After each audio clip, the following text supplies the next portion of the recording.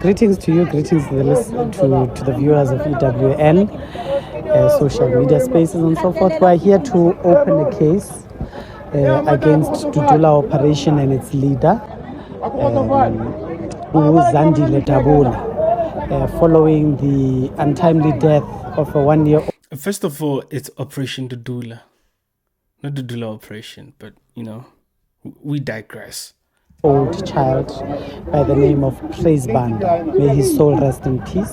So Dudula has been running some vigilante operation, particularly in the greater parts of Johannesburg, of barring people from getting necessary access to the public healthcare facilities.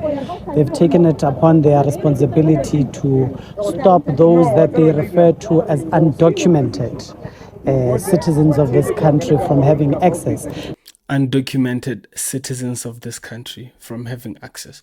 You are undocumented. You came into this country illegally, but you are a citizen according to these people. And they're so evil, they're even politicizing the death of a young kid, twisting the narrative that South Africans are evil, Operation Dudula is evil. They caused a death of a young kid. That's how evil these people are, twisting the narrative. But there's a video from Thomas Mabaso of the 360 experience. He breaks them down how evil and conniving they are. So I'm just going to let this video finish, and then right after we are going to go to Thomas Mabaso annihilating them, including the South African Human Rights Commission as well as the mainstream media. The reason why we say citizens of this country is because everyone, in accordance to them, who does not come to these facilities without some form of identification is perceived to be of illegal immigration. So they are taking us back to an era where we had fought off apartheid and the Dompas laws to now reconstitute it, where South Africans must now walk around with identifications just to prove that indeed they are South Africans. But be that as it may, this obsession that you shouldn't walk around with your ID. Ladies and gentlemen, I walk around with my ID everywhere. It's always in my wallet. I have no problem showing my ID. To do a lot of things in this country, you need an ID. Why is it that when you are going to access medication, where a file has to be pulled on you on your medical record so that you're not given the wrong medication, all of a sudden you do not need identification? And all of this is being allowed by the ANC. You see it in the healthcare sector. You also see it in education through the Bella Act, that undocumented illegal foreigner kids are going to access our schools, even though they do not have any documentation whatsoever. This is conniving. This is crazy. There's an evil force in South Africa that is trying to replace us. The replacement theory is real in South Africa. Everyone who is in South Africa, at least in accordance to the Constitutional Court Order of 2017, is eligible to public health care, regardless of the conditions or the questionability of your existence within the borders of South Africa. This is made, obviously, not only of a particular individual's human health care, but also for the greater parts of society.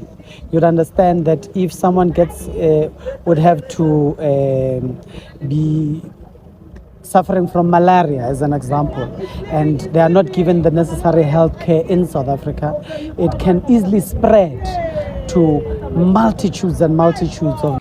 Deport them, then deport them and let them go home. Simple as ABC. But no, they want to twist it and pretend as if the people who are actually protecting our healthcare workers and the sick people who are citizens of South Africa, who genuinely need the medication and who do not need to queue the line behind illegal foreigners. It is unfair on them. But no, these ones want to convince you that you are evil and you are causing even the death of a young kid. I mean, how evil have you got to be to politicize the death of a young kid whose mother came here illegally? These people should be fighting their governments to do right for them, just as we are. I mean, we are taking a risk over here, always talking and trying to expose the government, risking opportunities and sometimes risking our lives. We saw what happened to Charlie Kirk. People think it's a game. We are out here trying to defend our country from tyranny, from authoritarianism, from leaders who hate us, from globalists, but we are the evil ones. I want to bring your attention to a gentleman named Thomas Mabaso. Please listen to this. Class is in session. The mainstream media couldn't wait to get a story like this. The mainstream media, the South African Human Rights Commission, the EFF, the South African government, and these useless NGOs, they couldn't wait to get a story like this so that they can go out and paint Operation Dudula as evil, simply because Operation Dudula says it is unfair to expect South African taxpayers to pay for the health care of the people that are in this country illegally. So, as a South African, you need to understand that this story, it has nothing to do with the death of that one-year-old child. But this story, it has everything to do with these people trying to silence South Africans. You know that the mainstream media and the South African Human Rights Commission, the EFF, and these NGOs, they've been calling South Africans xenophobic for a very long time, because South Africans have been very clear to say that it is unfair to expect us as South African taxpayers to pay for the shelter of these people, to pay for the healthcare of these people, and to pay for the security of these people. And when these people that are jumping the borders and getting in this country to abuse the resources that we work hard to pay for, when these people come in this country and commit crimes, we still have to feed these people in jail. And it is unfair on us as South African taxpayers to pay for such. I mean, no lie told so far, as far as I'm concerned. He's hitting on really hard issues. And now these people have actually found a story. And this is how evil these people are. They are willing to politicize the death of a one-year-old child so that they can try to silence South Africans. They tried to call South Africans xenophobic, but they have realized that calling South Africans xenophobic, it is not working anymore. So now they are shifting the gears. They are going to call South Africans evil, and they are going to call South Africans murderers, simply because the people of this country say that it is unfair what is happening on us as on the ground. And this is the reason why people need to see the politicians for exactly what these people are. Facts, bro. This guy is so brilliant. I mean, the way he breaks it down, very amazing, bro. And he opened my eyes to something. That these people are actually the evil ones. They will do evil right in front of you and convince you, no, you are the evil one. Like, this is what they've been doing all this time. Even with creating unemployment, inequality, and poverty in South Africa, they create all of that and turn around and say, no, you guys are the bad ones. The white people are the bad ones. The black people in South Africa are the ones who don't want to work hard and they complain about illegal immigration. This is what they do. They cause something and spin a narrative each and every time. The politicians like Julius Malema, the members of parliament of the EFF, these people in the South African Human Rights Commission, in the government, and these NGOs, these people, they are using their private healthcare facilities because they are paying for that. They are getting the best of the best because they are paying for that. And South African taxpayers are paying so that they can get the best of the best too. But these politicians are saying no. South African taxpayers must share their resources with these people that are coming outside of this country, but they don't have to share their resources. This is the reason why every time when Julius Malema goes out and insults the people of this country and tells South Africans how xenophobic they are, the only thing that I always say is that, Julius Malema, why don't you open up your garage and house a couple of illegal immigrants in your own home? Because you expect the South Africans to open up their communities to accommodate these people that are committing crimes in this country, but you don't have to do that. Why? Yeah, Julius Malema has got to answer that question, man. He's got to answer us. Brilliant question from Mr. Thomas. You get what I'm saying? But what I like about Operation Dudula is this thing right here. Operation Dudula, ladies and gentlemen, tomorrow, they're not wasting time. Tomorrow, they'll be going to Soweto schools and saying no South African child will be deprived education in favor of illegal foreigners. These people are actually fighting what we call the Bella Bill. Because the Bella Bill says even illegal kids can go to schools and get space without even showing their document And we know that around May, we started having a problem with our South African kids not being able to find space in these schools. They don't do nothing about illegal immigrants. Then they turn around and spin the narrative that we are the evil ones. Ladies and gentlemen, man, I'm telling you, we are living during very trying times in South Africa. And we need to stand up. As the youth, we need to stand up. You know, the 60% eligible young voters who are eligible to vote. This is not the time to say, well, who am I going to vote for? No. Time is leaving you now. You know, right? We are the ones who are supposed to have the answers. The president asked us. We said, we must ask ourselves, why I'm rich and you guys are poor? That's what he said. He tried to make the white people and the black people in this country fight by saying, why are the prospects of a white child much more better than the ones of a black child? Trying to pin us against each other. So if you are still asking dumb questions, low IQ questions, unfortunately, we don't have time for you. But if you are a youth person, the 60% eligible young voter who did not vote, please stand up. We have a country to save. This is no time to be talking about dumb stuff each and every day. You know, we literally have a country to save. I need you to listen to this lady, the leader of Operation Dudula, ladies and gentlemen. So let me bring this. To say to the simple question, are you public enemies or public defenders? So I think, What kind of question is that? Mainstream media, bro. What kind of question is that? good evening and thank you so much for having us today. Maybe we should correct that line whether we are defenders or enemies. Now, Operation Dudula is the mouthpiece of ordinary South Africans who, are voiceless and have been, left behind for I can say for 30 years when we have been promised, justices and, a gravy train. We've been on the gravy train for the past 30 years and it's not happening. We've been fooled for the longest time, and Operation Dudula is that movement where South Africans feel very, comfortable in addressing these issues that are affecting them on a daily basis. And we know we shouldn't portray Operation Dudula as that vigilante group, or rather a group that's targeted by, there's a backlash from South Africans.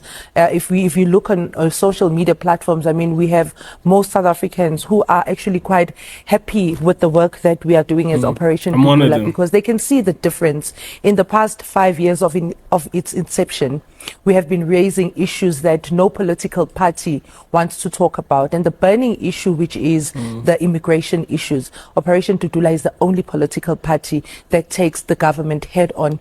Operation Dudula is a party now. I thought it was a movement, man. I'm telling you, this country. There's always new. Something is always new, is always happening. But, shout out to them. Maybe they need that political funding to push their illegal immigration agenda. However, is that the only ticket that they are running on? It's a very good cause to run against illegal immigration. And I just want to say, she's a young black lady, very brave, standing up against an authoritarian government telling us that we don't have free speech as far as it comes to addressing the issues of immigration in this country. And she's taken it upon herself to fight for us, to be a voice, as she says, for the voiceless. Young black woman. The EFF always claims to be, always on the supporting side of the young black people in this country. But here they are trying to ostracize this young lady and destroy her forever for standing up for black South Africans that the EFF claim to stand up for. So I just thought it is very interesting to point out that irony over there, ladies and gentlemen.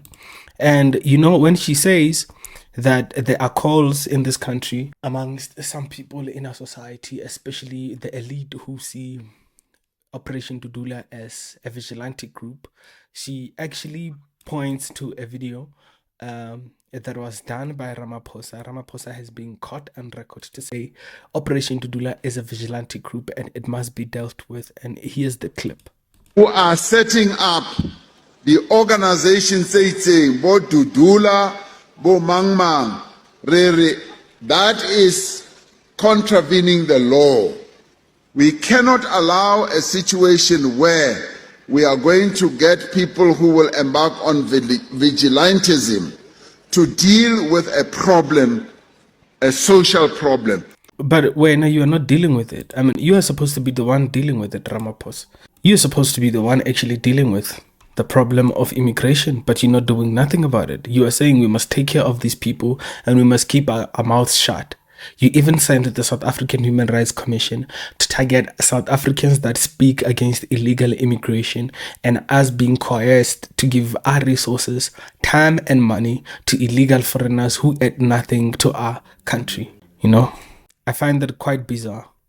And there's also this lady called Nomantunkomo Ralhoko. She's the Gauteng Health MEC, and she's also on that ticket, on that ticket that Operation Dudula is doing a horrible job speaking against illegal immigration. I think these people are evil, if you ask me. Me, my brother, it's not about the child, it's not about anything else except that I feel that child shouldn't have died. So I don't get any joy or pleasure when I see a child not being serviced and not being taken care of, because health services are for everybody. It doesn't matter whether that mother is Bro, these people are evil. They are politicizing the death of that little baby. That is what they are doing. As if we love it when kids die. As if we love when kids die, bro. Who likes to see a kid die? Nobody.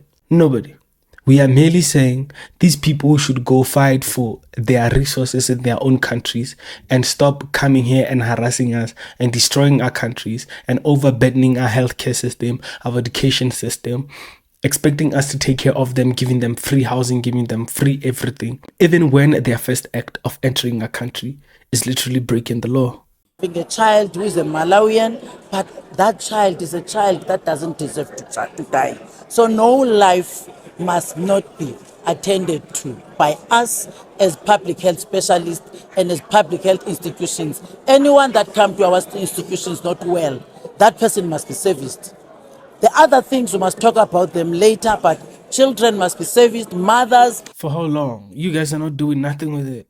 Our Home Affairs Department sells IDs. You guys know these things, bro.